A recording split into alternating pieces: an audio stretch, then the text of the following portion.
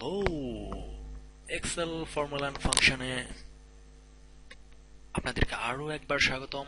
আমাদের আজকের টপিক হচ্ছে মড মড ফাংশন এবং কন্ডিশনাল ফরম্যাটিং।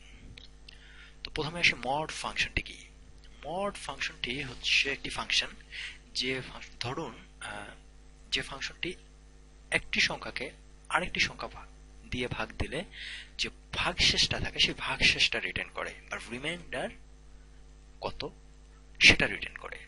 দেখুন, ধরুন আমি 12কে 7 দিয়ে ভাগ করতে যাচ্ছি। 12কে 7 দিয়ে ভাগ করলে কত রিমাইন্ডার থাকে? 5। সে এই 5টাই রিটার্ন করবে। দেখুন, ইকুয়াল মড, প্রথমে নাম্বারটি দিন 12 এবং ডিভিজার মানে ভাজক কত দিয়ে ভাগ করতে চান? 7 দিয়ে, এবং সে কি রিটার্ন করবে? অবশিষ্ট দিয়ে। অবশিষ্ট কত? 5। Equal, enter চাপুন, 5। ওকে, ফর্মুলাটাকে আবার করুন, এডিট মোডে নিয়ে আসুন, F2 প্রেস করে, এবং ধরুন যে 112 তো আছে, ধরুন 122। ওকে, তো 22কে দিলে কি হবে? কত রিমাইন্ডার? কত? 3। ঠিক আছে, এটা জানা সংখ্যা নিয়ে চেষ্টা করে দেখি। ধরুন 7, এটাকে করে দিন 14। যদি 14 করেন তাহলে 14কে ভাগ দিলে ভাগশেষ কত থাকে? 0। 0। ওকে, এই হচ্ছে মোটামুটি মড ফাংশন। মড ফাংশন মনে রাখবেন যে মড ফাংশন সবসময় রিমাইন্ডার রিটার্ন করে। তো কন্ডিশনাল ফরম্যাটিং যাওয়ার আগে আমরা দেখি যে ট্রু ফলস এগুলো কিভাবে আমরা জেনারেট করি সেটা দেখি। ধরুন যে এই জিনিসটাতে আমরা যা লিখব, সেটাকে আমরা ফরম্যাট করতে চাই, যেমন এর বর্ডার, তারপর হচ্ছে এর ফিল কি কালারের হবে, সেই কালারগুলা যদি আমরা ইকুয়েশনের মাধ্যমে, ফর্মুলার মাধ্যমে দিতে চাই, তাহলে কন্ডিশনাল ফরম্যাটিং ইউজ করে আমরা এটা দিতে পারবো। যেমন ধরুন যে এখানে যে রো গুলো আছে, প্রথমে আমরা আগেই দেখছি রো ফাংশনটা কি। ঠিক আছে, যেমন এখানে রো ফাংশনটা আগে লিখি, ইকুয়াল রো, ROW, রো। ধরুন এই G6, তো G6 সেলটাই দিন। ধরুন G6 সেলটা দিলে আসলে কি রিটার্ন করবে? সে 6 রিটার্ন করবে। ওকে, F2 প্রেস করুন, এটা কপি করে নিন, ফর্মুলাটা শুধু কপি করে নিন, কন্ট্রোল সি। ওকে, বাদ দিন। আবার এখন এখানে লিখুন ইকুয়াল মোড, দিলেন, নাম্বারের জায়গায় আমি ফর্মুলাটা দিয়ে দিচ্ছি, কন্ট্রোল ভি। তার মানে কি? এটা 6 কমা, এটাকে 2 দিয়ে, যদি 2 দিয়ে চান, 3 দিয়ে চান, আমি যত ধরনের ফরম্যাটিং করতে চাই, যত ধরনের কালার আনতে চাই, ঠিক তত দিয়ে ভাগ করতে হবে। ধরুন আমি 2 দিয়ে 2 ধরনের কালার আনবো, এখানে কালার 2 ধরনের কালার আনবো, তো 2 দিয়ে দিলাম, ডিভিজর 2 দিলাম। দিলে সে কি রিটার্ন করবে? 0 রিটার্ন করবে। ওকে, এটার জন্য 0 রিটার্ন করতেছে, নিচে নামুন, এটার জন্য 1 রিটার্ন করতেছে। ওকে, বা এই ফর্মুলাটাকে এখানে দিলেও একই, 0 0 0 0, এটার জন্য রিটার্ন করবে সে 1 1 1 1 1। আর একটু নামুন, আবার এই 8 এর জন্য, মানে জোড় যেখানে পাবে সেখানে সে 0 রিটার্ন করতেছে, এবং বেজোড় গুলাতে 1 রিটার্ন করতেছে। ওকে, ঠিক আছে, কন্ট্রোল জেড চাপুন, জেড জেড সেট। এই ফর্মুলাটা একটু প্রেস করুন, এডিট মোডে নিয়ে আসুন, ইকুয়াল, যদি আমি 0 দেই তাহলে জিনিসটা কি দাঁড়ালো? জিনিসটা দাঁড়ালো ট্রু। ওকে, ট্রু দাঁড়ালো। তো দেখুন, এটা ট্রু, এবং 6 নম্বর রো ট্রু, পুরোটাই ট্রু, 7 নম্বর রো পুরোটাই ফলস, 8 নম্বর রো মানে জোড় যেগুলো রো আছে সেগুলা ট্রু হয়ে গেছে, বাদ বাকিগুলো ফলস হয়ে গেছে। আচ্ছা, আমি আবার উল্টা ভাবে চিন্তা করি। ধরুন ফর্মুলাটাকে এডিট মোডে নিয়ে আসুন, এইটা ইকুয়াল যদি 1 দেই, 1 দিলে আসলে কি হবে? 1 দিলে এটা ফলস হয়ে যাচ্ছে। পুরো ফর্মুলাটাকে সিলেক্ট করুন, এটাকে সিলেক্ট করে F2 কন্ট্রোল এন্টার। দেখুন এখন জোড়গুলাতে ফলস, বেজোড়গুলাতে ট্রু চলে আসছে। তো আমরা মোটামুটি দুই ধরনের ফর্মুলা দিয়ে কন্ডিশনাল ফরম্যাটিংটা করব। কথা না বললে আসলে জিনিসটা দেখি। আচ্ছা, জিনিসটা দেখার আগে একটু প্রেস করুন, এটা কপি করে নিন, কন্ট্রোল সি, ঠিক এই ফর্মুলাটাই কপি করে নিয়ে এগুলাকে ডিলিট করে দিন। ডিলিট। ধরেন এই জায়গার মধ্যে আমি কন্ডিশনাল ফরম্যাটিংটা করব, এইটুকু জায়গার মধ্যে। Okay, conditional formatting, then new rule, then আসুন ইউজ ফর, নিচেরটা use a formula to determine which cell to format. সেখানে আসার পর এখানে ক্লিক করুন, দেন কন্ট্রোল ভি চাপুন, ফর্মুলাটা দিয়ে দেয়া হলো। ফর্মুলা দিয়ে দিলাম, ফরম্যাটে চলে আসুন। ফরম্যাটে চলে এসে ফিল একটা সিলেক্ট করুন, যে কোনো একটা হালকা কালার আমরা সিলেক্ট করে দেই এইটা ফিল হিসাবে, এবং বর্ডারে সিলেক্ট করুন। বর্ডারে সিলেক্ট করে সবগুলো বর্ডার দিয়ে দিন, 1 2 3 4। ওকে, দেন ওকে, দেন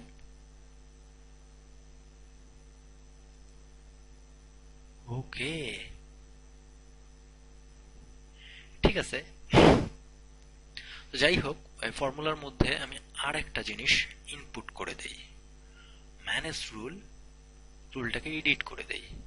আচ্ছা, এইটা তো আছেই, এখানে একটা অ্যান্ড ফাংশন ইউজ করি। অ্যান্ড